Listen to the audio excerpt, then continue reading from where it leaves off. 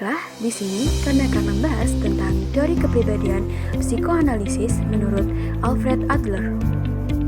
Apa sih yang dimaksud dengan definisi kepribadian, struktur kepribadian, dinamika kepribadian, prinsip teori Adler, tingkah laku abnormal, dan implikasi teori kepribadian Adler terhadap bimbingan dan konseling? Mari kita simak penjelasan berikut. Definisi kepribadian menurut Alfred Adler. Alfred Adler melalui teori psikologi individual mendefinisikan kepribadian sebagai sistem terpadu yang dipengaruhi oleh tujuan hidup individu. Menurut Adler, kepribadian manusia tidak hanya dipengaruhi oleh faktor biologis atau naluriah, tetapi juga oleh dorongan sosial dan kebutuhan untuk mencapai superioritas atau keberhasilan dalam hidup. 1. Definisi kepribadian. Menurut Adler, kepribadian adalah pola perilaku dan pikiran yang unik dan konsisten pada setiap individu. Contoh, seorang siswa yang selalu berusaha untuk menjadi yang terbaik di kelasnya memiliki kepribadian yang kompetitif. 2. Struktur kepribadian. Adler membagi struktur kepribadian menjadi 3 komponen utama. 1. Dasar biologis. Kondisi biologis yang mempengaruhi perilaku dan pikiran individu. Contohnya, seorang anak yang memiliki kondisi autisme memiliki dasar biologis yang mempengaruhi perilakunya. 2. Pengalaman sosial. Pengalaman sosial yang mempengaruhi perilaku dan pikiran individu. Contohnya, seorang siswa yang memiliki pengalaman sosial yang positif dengan guru dan teman-teman memiliki perilaku yang lebih baik. 3. Pilihan dan tujuan. Pilihan dan tujuan yang dibuat oleh individu untuk mencapai kepuasan dan kesuksesan. Contohnya, seorang atlet yang memiliki tujuan untuk menjadi juara memiliki pilihan dan tujuan yang jelas. Yang ketiga, dinamika kepribadian. Adler percaya bahwa kepribadian individu dipengaruhi oleh 2 kekuatan utama.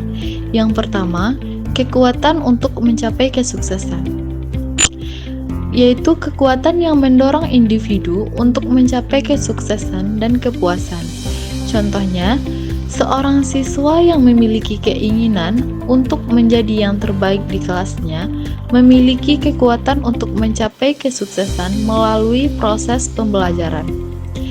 Yang kedua, kekuatan untuk menghindari kegagalan, yaitu kekuatan yang mendorong individu untuk menghindari kegagalan dan kekecewaan. Contoh, seorang atlet yang memiliki keinginan untuk menghindari kekalahan memiliki kekuatan untuk menghindari kegagalan. Yang keempat, prinsip teori Adler. Ada beberapa prinsip teori Adler sebagai berikut. 1. Holisme, yaitu kepribadian individu dipandang sebagai kesatuan yang utuh dan tidak dapat dipisahkan.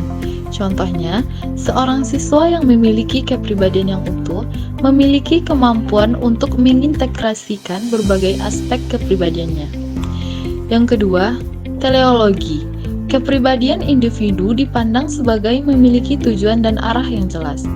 Contohnya, seorang atlet yang memiliki tujuan untuk menjadi juara memiliki arah yang jelas dalam hidupnya. Yang ketiga, unik. Kepribadian individu dipandang sebagai unik dan tidak dapat dibandingkan dengan orang lain. Contohnya, seorang siswa yang memiliki kepribadian yang unik memiliki kemampuan untuk mengekspresikan dirinya secara unik. Yang kelima, tingkah laku abnormal.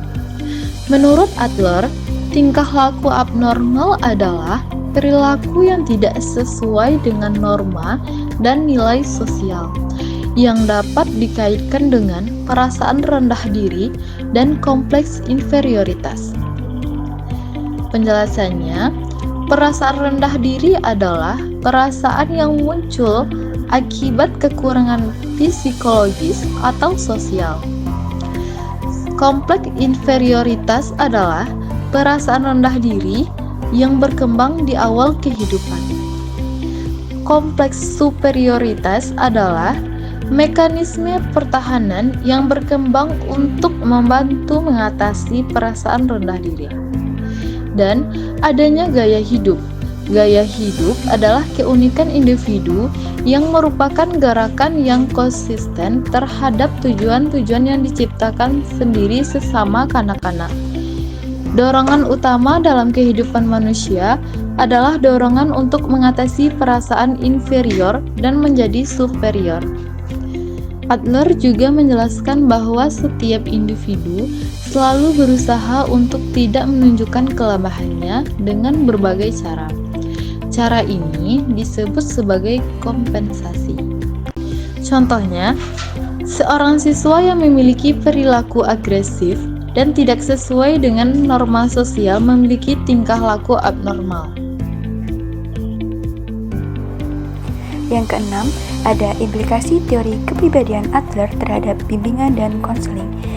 Teori kepribadian Adler memiliki implikasi yang signifikan terhadap bimbingan dan konseling, yaitu membantu individu mencapai kesuksesan. Bimbingan dan konseling dapat membantu individu mencapai kesuksesan dan kepuasan. Contohnya, seorang konselor yang membantu siswa untuk mencapai tujuan akademiknya. Selanjutnya, membantu individu mengatasi kegagalan. Bimbingan dan konseling dapat membantu individu mengatasi kegagalan dan kekecewaan. Contohnya, seorang konselor yang membantu siswa untuk mengatasi kegagalan dalam ujian. Selanjutnya, membantu individu mengembangkan kepribadian yang sehat.